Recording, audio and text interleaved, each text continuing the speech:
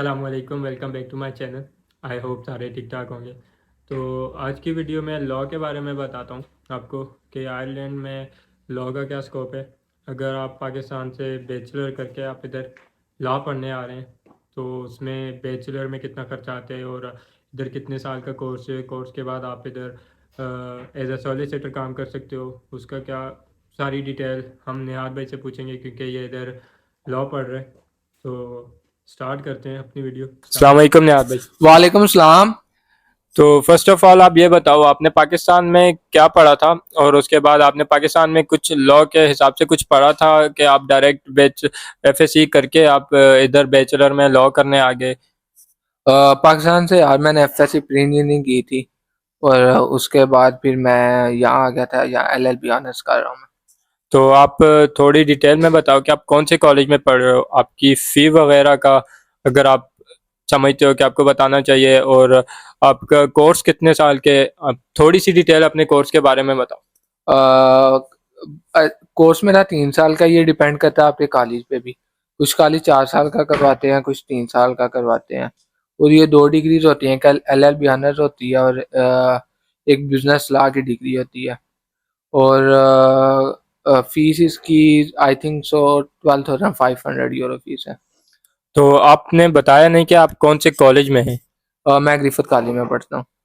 तो इधर Griffith college one of the most famous college है, जो कि एक उसकी डिग्री का जो इम्पोर्टेंस है वो भी काफ़ी ज़्यादा है। बिल्कुल ऐसे ही। अगर आप उधर से बैचलर करते हो किसी भी फील्ड में, वो हर फील्ड में कराते हैं, तो आपकी डिग्री की वैल्यू काफ़ी ज़्यादा होगी as compare to other colleges, क्योंकि वो थोड़ा एक्सपेंसिव भी है।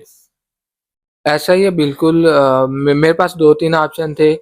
एक वो डीबीएस का ऑप्शन था, उसके बाद यूसीडी का था। यूसीडी की फीस ज़्यादा हो जाती है। दूसरा, वहाँ 4 साल का एलएलबी करवाते हैं, एलएलबी ऑनर्स की डिग्री ना।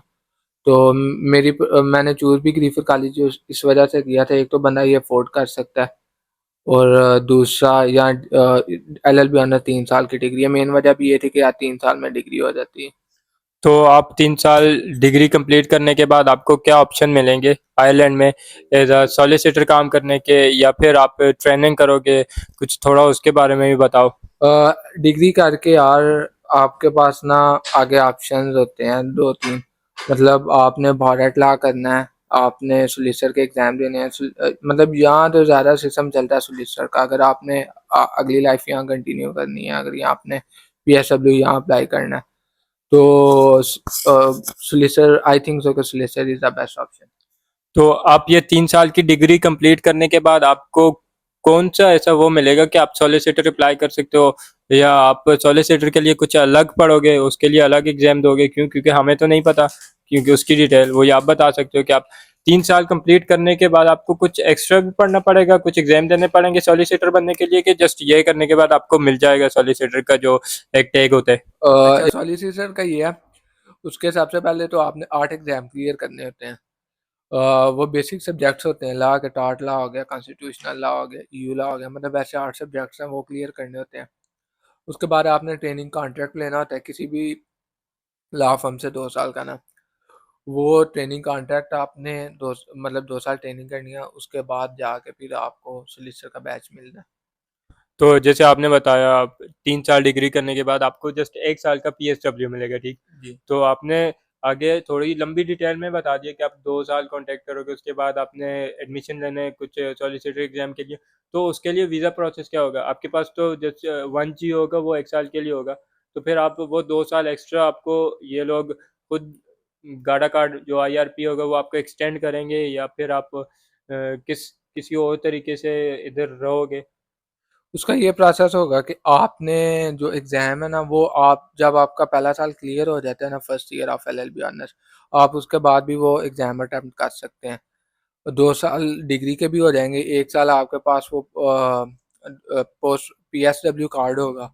उसमें भी आप एग्ज़ाम क्लियर करने के बाद आपके पास ट्रेनिंग कॉन्ट्रैक्ट आ जाएगा। उसमें फिर आपको आपका गाडा कार्ड उस ट्रेनिंग कॉन्ट्रैक्ट से एक्सटेंड हो जाएगा। तो जैसे निहाद ने बताया, मैं आपको थोड़ा सिंपल करके बताता हूँ। आप जब अपना बैचलर पहला साल कंप्लीट कर लोगे, उसके बाद आप जो सॉलिसिटर एग्जाम्स होते हैं, 8 पेपर होते हैं, आप उसमें एडमिशन ले सकते हो। साथ एलएलबी भी करो और साथ सॉलिसिटर एग्जाम की तैयारी भी करो। आप दोनों एक साथ में कर सकते हो अगर आप मैनेज कर सकते हो। तो निहाद भाई, आप ये बताओ, आपने आयरलैंड ही क्यों चूज़ किया? क्योंकि एज कम्पेयर टू यूके हम देखा जाए तो हम यूके में अगर लॉ की डिग्री करें तो उधर आपको एक अलग से टैग मिलता है जिसे बैरिस्टर बोलते हैं, something, I am not sure. But आपने आयरलैंड क्यों चूज़ किया एज कम्पेयर टू यूके? यार वो बरिस्टर का जो होता है वो अलहदा कोर्स होता है। वो नो इशू, आप यहाँ से करो वहाँ से करो, उसका 12 क्लास स्कूल होता है। उसका ये सीन होता है, वहाँ आपने पहले एंट्रेंस एग्जाम क्लियर करने होते हैं और उसके बाद फिर आपने 1 साल वहाँ फुल टाइम आपकी डिग्री होती है 1 साल की। उसके बाद फिर आपका एग्जाम होता है, वो फिर आप 12 लाख का आपको वो बैच मिलता है। तो वो यूके और आयरलैंड में वो बिल्कुल सेम है। अच्छा, तो मतलब यूके में अगर हम करना चाहें उधर, आयरलैंड से ज़्यादा एक्सपेंसिव है कि इधर? वो थोड़ा एक्सपेंसिव है और दूसरा वहाँ यार वहाँ अभी मैंने मेन वजह यहाँ ये चूज़ किया था, आइलैंड को इसलिए चूज़ किया था, प्रेफरेंस इसलिए दी थी क्योंकि यहाँ स्कोप वहाँ ना बहुत ज़्यादा लोग हैं। मतलब मतलब कंपटीशन उधर बहुत ज़्यादा कंपटीशन है। बहुत ज़्यादा है, यहाँ कंपटीशन बहुत लिमिटेड है। यहाँ भी जगह खाली है और अगर आप एफर्ट्स करते हो तो आप यहाँ अपनी जगह इजीली बना सकते हो। जैसे मैंने अपने पहले वीडियो में भी बताया था कि यूके में बहुत ज़्यादा कंपटीशन हो गया, बहुत हद से ज़्यादा, क्योंकि इंडियन, पाकिस्तानी और एशियन इतने ज़्यादा हो गए हैं कि आपको उधर अपॉर्चुनिटीज़ कम मिलेंगी एज कम्पेयर टू आयरलैंड, लेकिन आपको उधर लोग ज़्यादा मिलेंगे। और इसलिए बिल्कुल ऐसा ही है, बिल्कुल ऐसा ही निहाद भाई ने भी इसलिए आयरलैंड चूज़ किया क्योंकि इधर कंपटीशन इतना कम है एज कम्पेयर टू यूके।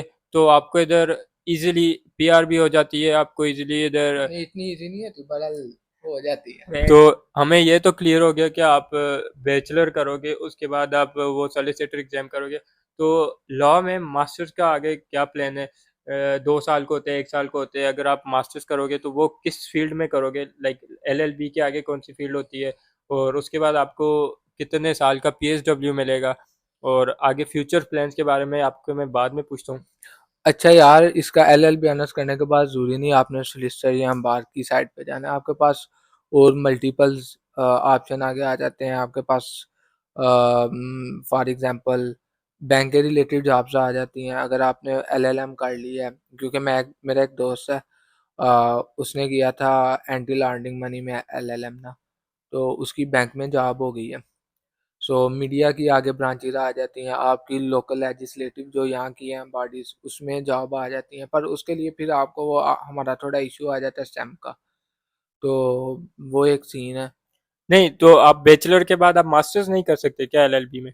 कर सकते हैं ना वो, पर एक नया कोर्स आपको करना पड़ेगा, वो 1 साल का कोर्स होता है। तो वो अब उसकी डिफरेंट मतलब वो एक एलएलएम नहीं होता, स्पेसिफिक नहीं होता, वो इंटरनेशनल लॉ में भी हो सकता है, वो बिजनेस लॉ में भी हो सकता है, वो एंटी लॉन्ड्रिंग मनी में भी एलएलएम हो सकता है। वो आगे आपने जिस फील्ड में आपका इंटरेस्ट हो वो उसमें फिर करना पड़ता है।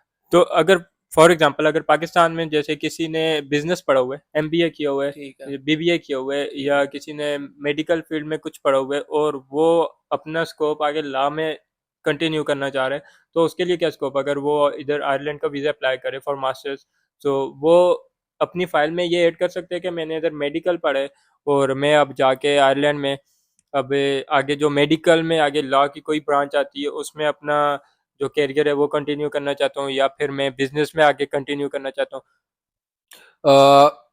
मेडिकल का तो ऐसा मुझे श्योर नहीं है, पर बिजनेस और जो दूसरी मतलब है उनमें आगे आपकी वो निकल आती हैं, ब्रांचेस। ब्रांचेस निकल आती हैं, उसमें आप मतलब कोई किसी मतलब मल्टीनेशनल कंपनी के साथ, क्योंकि कुछ जॉब्स होती हैं मल्टीनेशनल कंपनीज के साथ भी वो हायर करते हैं। जैसे हर बड़ी कंपनी का ना उन्होंने एक लीगल टीम रखी होती है, उसमें फिर आगे जॉब्स निकलती हैं लीगल एडवाइज़र की। तो आपको डायरेक्ट नहीं मिलती, वो आपको पता है एक्सपीरियंस के साथ साथ भी चीज़ें मिलती हैं, पर उनकी एक प्रॉपर पूरी टीम होती है, उसमें कहीं आप एडजस्ट हो सकते हो।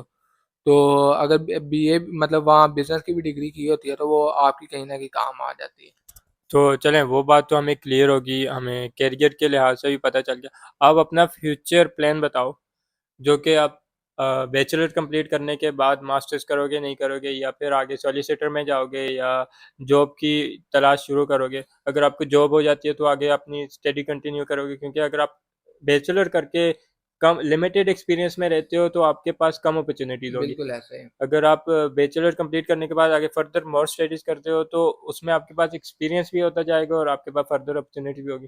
तो आप उस बारे में बताओ, आपका फ्यूचर प्लान क्या है? अगर कोई लॉ वाला बंदा आते है मास्टर्स करने, तो उसके लिए आप क्या सजेस्ट करोगे, कौन से कोर्स में आए और कौन सी ब्रांच में आए? जो मेरा पर्सनल आप अगर पूछते हैं, मैंने तो ये प्लान किया हुआ है अभी। मैं इंशाल्लाह I will try my best to pass the solicitor exams और ट्रेनिंग कंप्लीट करके तो मैं एलएलएम भी इंशाल्लाह करूँगा। क्योंकि जो हायर एक लेवल एजुकेशन का होता है उससे फिर आपको एक तो एक्सपोजर हो जाता है आपका, और दूसरा फिर आपको जॉब अच्छी मिल जाती है। आप एक्सपीरियंस भी आपका ऐड हो जाता है। जॉब करूँगा मैं साथ, और साथ डिग्री करूँगा तो अच्छी जॉब हो जाएगी। क्योंकि यहाँ जो भी जॉब्स होती हैं वो आपके एक्सपीरियंस बेस पे होती हैं और आपकी सैलरी भी उसी पे डिपेंड करती होती है। चलो निहाद भाई, हमने आपका फ्यूचर प्लान तो सुन लिया, काफ़ी इंटरेस्टिंग है आपकी लाइफ जर्नी, आगे इंशाल्लाह इंशाल्लाह यू ताला। Will be successful. अब आप ये बताओ, अगर कोई पाकिस्तान से एलएलबी में लाइक बैचलर होते हैं वो करके और मास्टर्स में अप्लाई करना चाहते हैं, क्योंकि लॉ का इधर काफ़ी स्कोप है, तो यार मैं भी यही रिकमेंड करूंगा कि यहाँ मास्टर्स के लिए आना चाहिए। I will recommend the same. वो ऐसा मतलब उसमें आपने सबसे पहले तो यूनिवर्सिटी में अप्लाई करना है। 3-4 अच्छी यूनिवर्सिटीज आप देख लें। हर यूनिवर्सिटी में आप अप्लाई करें। उसमें आपके बेसिक डॉक्यूमेंट्स चाहिए होंगे, आपकी डिग्री वगैरह चाहिए होगी, आपका इंग्लिश टेस्ट स्कोर चाहिए होगा। वो सारी अगर उसमें एडमिशन हो जाता है उसके बाद उसकी फ़ीस पे करें। और मास्टर्स वालों का ये सीन होता है, वो 1 साल का उनका कोर्स होता है, उन्होंने फ़ीस पे करके आना होता है। यहाँ आके वो 6 महीने एग्ज़ाम होते हैं, 6 महीने में वो ठुकम ठाक करते हैं और पास। जैसे कि आपने पूरी डिटेल देखी, आप एडमिशन ले सकते हो इधर। फॉर एग्जांपल आपने मास्टर्स करने आने, आप इधर डिफरेंट कॉलेजेस यूनिवर्सिटीज़ हैं उनमें ऑफर लेटर लेके अपनी फ़ी पे करके आप आ सकते हो। आ तो जैसे निहाद भाई ने सारी डिटेल बताई, आई होप सारे जो पॉइंट हो गए वो क्लियर हो गए।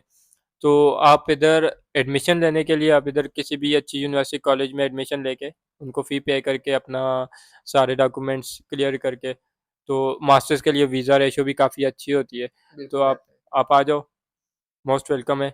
इधर सॉलिसिटर्स का, सॉलिसिटर बोलते हैं जो अपने यहाँ वकील होते हैं उनको बोलते हैं, तो उनका काफ़ी स्कोप है। आप अपनी प्राइवेट काम भी शुरू कर सकते हो एज अ सॉलिसिटर।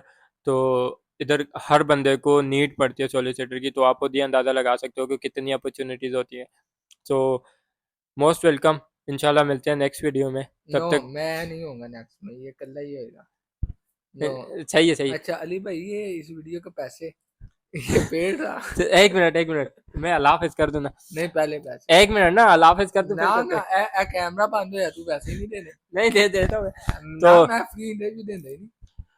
तो मिलते हैं नेक्स्ट वीडियो में नो। इंशाल्लाह, तब तक अपना ख्याल रखिएगा। अल्लाह हाफिज। अल्लाह हाफिज।